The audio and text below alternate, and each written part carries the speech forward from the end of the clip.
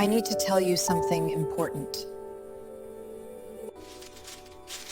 I'm so sorry, this is the last one we have. I can offer you a discount if you'd like. The house was too quiet for a place that was supposed to hold a marriage, a home, a future. Aisha stood in the living room, fingers trembling around the edge of a porcelain cup that had gone cold hours ago. Outside, the world moved normally, children shouting, vendors calling, a motorcycle speeding past, but inside, an eerie stillness hovered like dust. She could feel it in her bones, in the space between breaths, in the heaviness of the words she knew were coming. And then, like a door slamming in the dark, they arrived. "I can't do this anymore," her husband, Fahad, said without even looking at her. His suitcase sat by the door, already zipped, already packed long before she woke up. "I need a real family, a future." Adisha blinked, the world narrowing into a single point of sound, the ticking of the wall clock above his shoulder. "A real family?" she whispered, voice cracking. "Fahad, we are a family. I'm your wife." He sighed loudly, as if she were a burden he had carried for far too long. "A family requires children, Isha. Years. We've waited for years. And nothing. You know what people say. I can't live like this." She felt her heart twist, a slow ache spreading through her chest. "So you're leaving me because I can't conceive?" "No," he replied, though his eyes said yes. "I'm leaving because I want something more. I deserve it." Aisha's vision blurred. She reached for him, desperate, trembling. "We can try again. We can try treatments. I'm done trying." He pulled his arm back, a movement sharp, unforgiving. "I've already made my decision." The room felt smaller, suffocating. She had spent years loving this man, praying for him, sacrificing for him, holding on to hope with fragile hands. And now he stood there, cold, distant, ready to erase her as easily as wiping dust off a shelf. She swallowed hard. "Where will you go?" He hesitated for a fraction of a second, just long enough for her heart to break all over again. "That's not important," he muttered. "You'll be fine. You're strong." But she wasn't strong. Not today. When the door finally shut behind him, the silence rushed back in like a tidal wave, drowning her. She collapsed onto the sofa, clutching her chest, the reality punching through her like a blade. He hadn't just walked out of the house. He had walked out of her life, her worth, her dreams. All because she couldn't give him a child. Thunder rumbled in the distance, low and heavy, matching the storm inside her. Her phone buzzed on the table, messages she didn't want to read, voices she wasn't ready to hear, pity she refused to accept. The world outside kept moving, but she felt frozen in place, breathing shards of what used to be her life. She didn't know it yet. But this breaking, this single moment of abandonment, was the beginning of a story she never imagined. A story that would take her from darkness into a world she didn't believe she deserved. And tomorrow morning, she would come face to face with the man who would change everything. Long before her husband's suitcase rolled across the marble floor, long before the cold finality of that slammed door, Aisha had lived a life stitched together with hope. She wasn't born into wealth or privilege, but she carried a quiet resilience that made people trust her instantly. At 28, she had dreamed of a home filled with laughter, children running through hallways, warm dinners around a table cluttered with stories. When she married Fahad, she thought she had found a partner who shared those dreams. In the beginning, he had been gentle, soft-spoken, attentive, the kind of man who held her hand in public, even when others stared.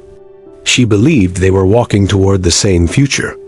But as the years passed and pregnancy tests continued to show a single mocking line, his warmth cooled.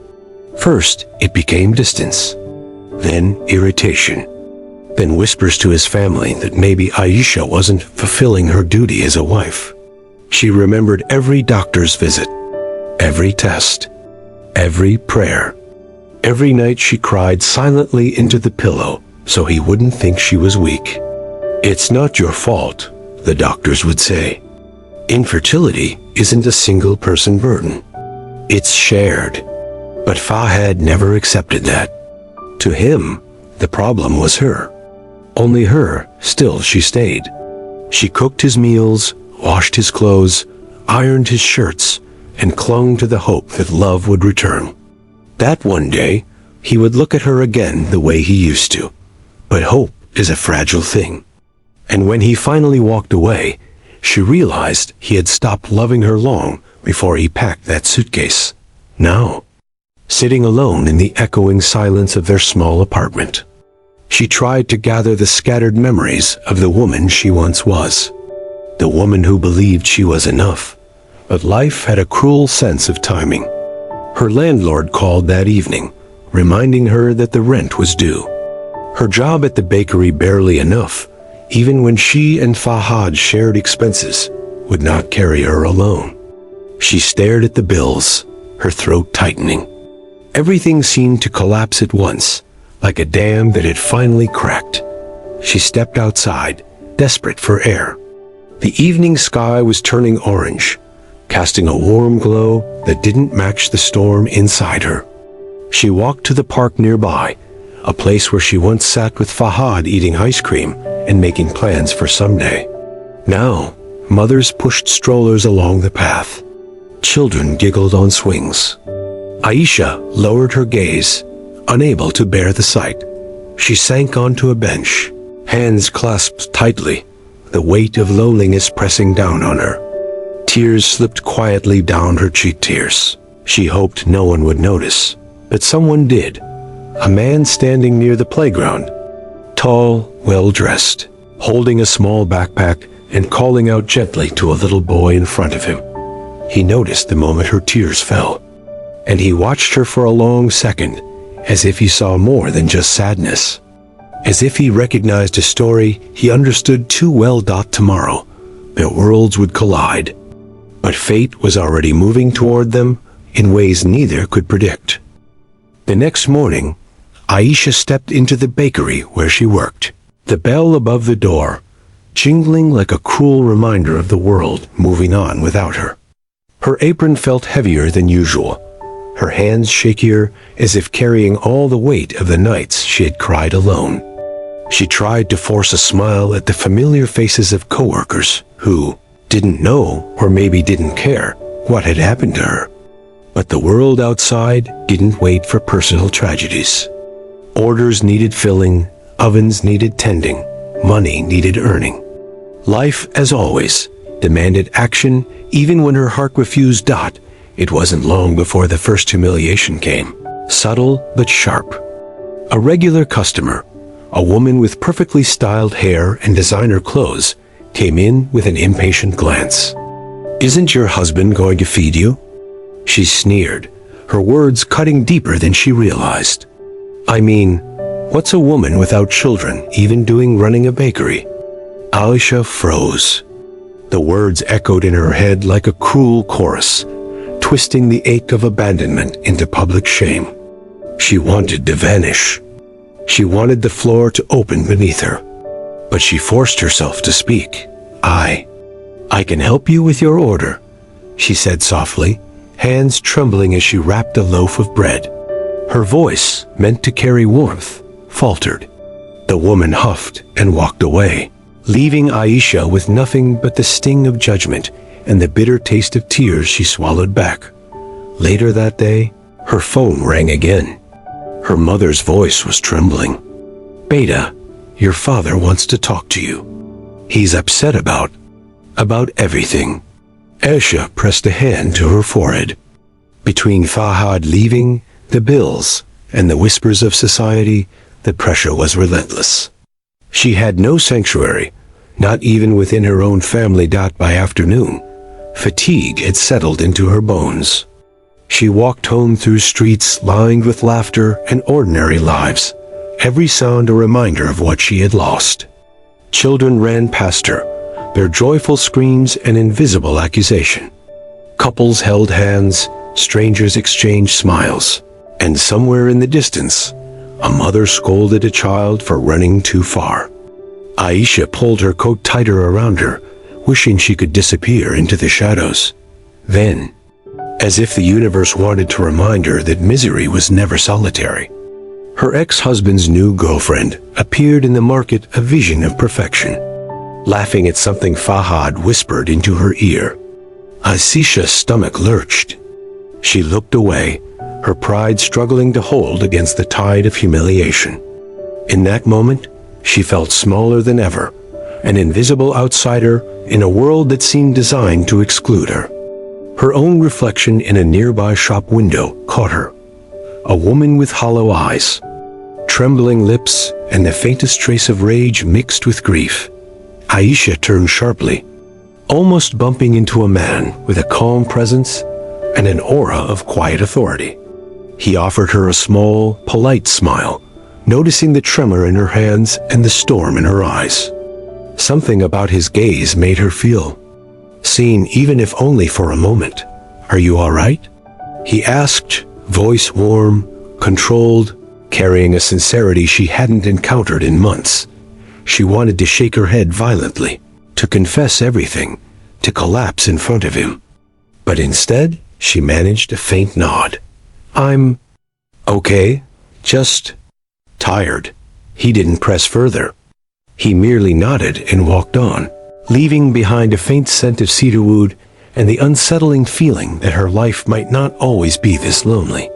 But before she could dwell on it, a group of teenagers walked past, snickering and whispering, "She's the one who couldn't have kids, right?" Aisha clenched her fists, forcing herself not to crumble. The humiliation burned, sharper than any cold winter air. She didn't yet know it, but this fleeting encounter would change everything. The man she had brushed past was not just a stranger, he was a lifeline she hadn't realized she needed. And tomorrow, her life would tilt in a way she could never have imagined.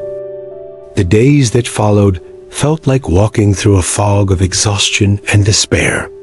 Aisha woke each morning with the same hollow ache in her chest, forcing herself to function, while her mind replayed the final words Fahad had spoken, the way he had looked at her with disappointment instead of love. Every task, buying groceries, paying bills, even making a cup of tea, seemed monumental. Her world had narrowed to the bare essentials. Survive, breathe, exist. She avoided mirrors as much as possible, afraid of the reflections staring back a woman who had loved, who had waited, who had lost. Sometimes she would catch a glimpse of herself in a shop window, and the sight was unbearable. The curve of her jaw, the softness in her eyes, all still familiar, but carrying the invisible stains of heartbreak. Every sigh, every slow step, felt like an admission. Her life as she knew it was gone. Aisha's co-workers noticed her silence, but said nothing.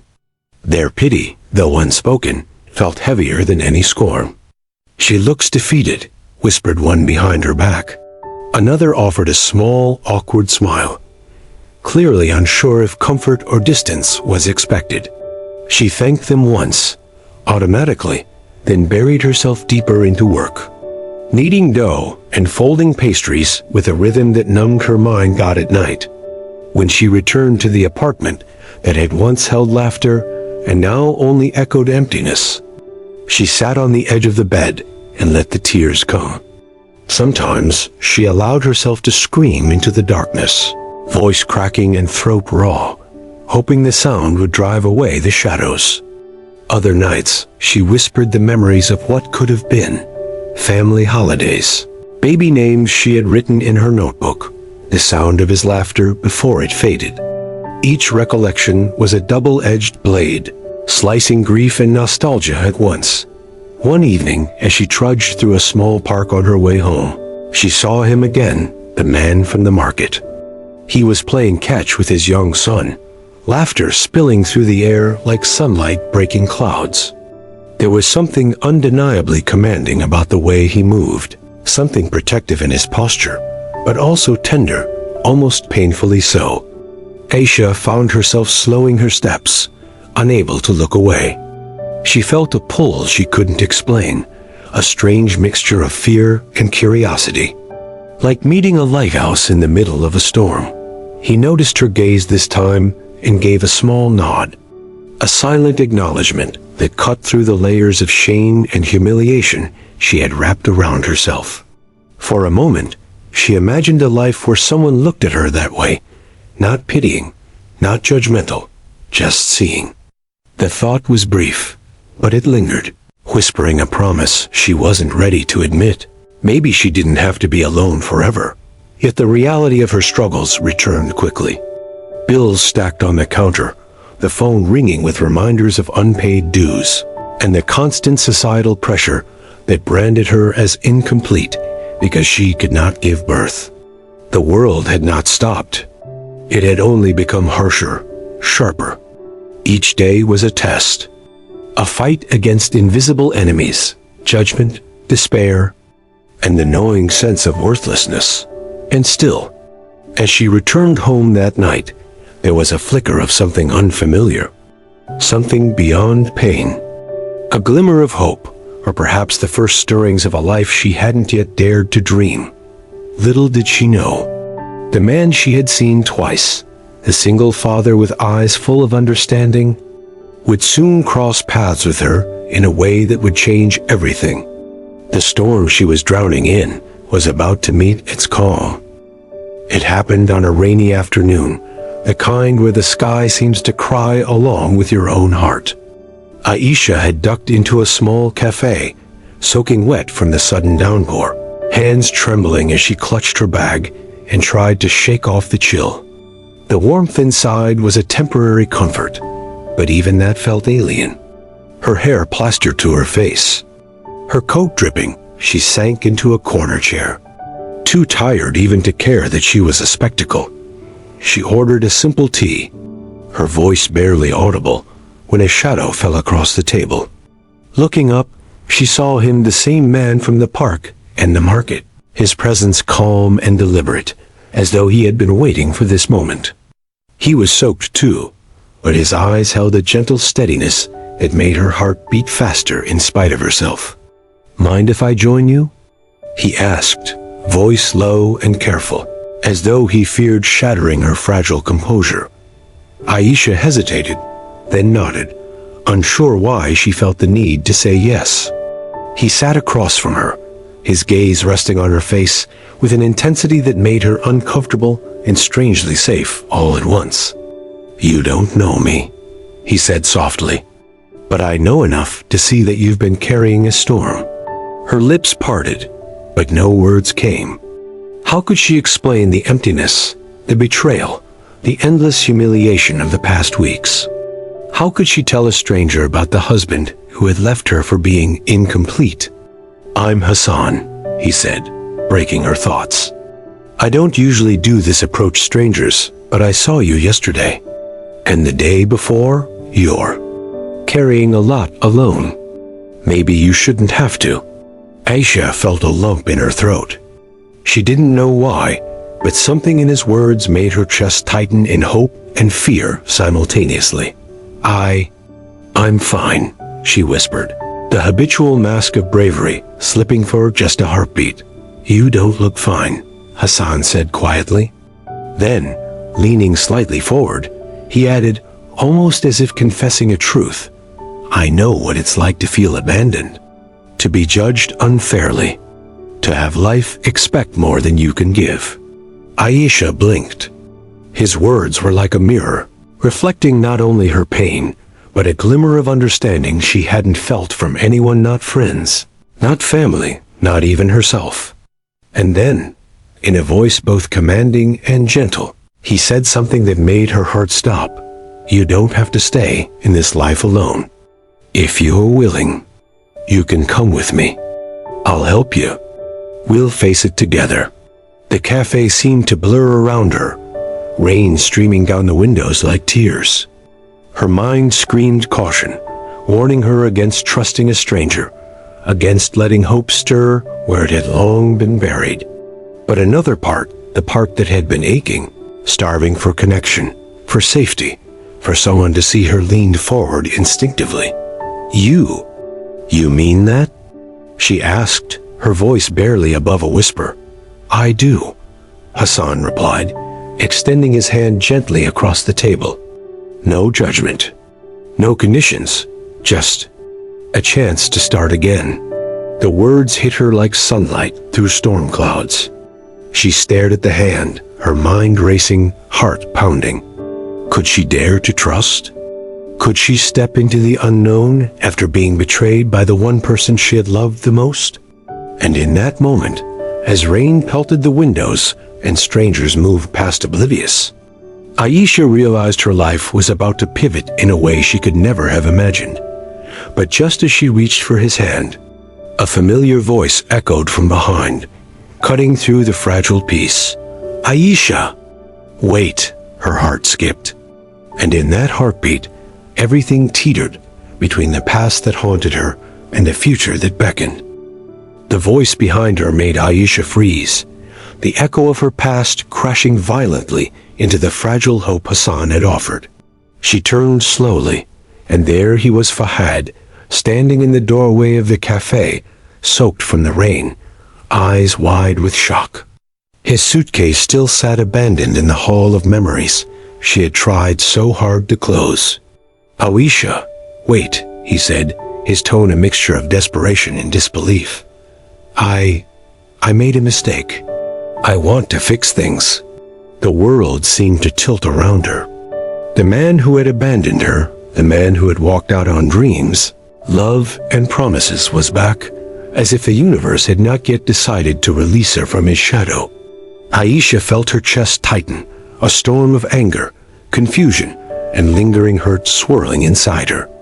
Hassan remained seated, calm but alert, his presence a silent anchor amid the chaos. I don't need your mistakes, Fahad, she said, her voice steady despite the trembling in her hands. You chose to leave me. You chose to erase everything we had because I couldn't give you a child.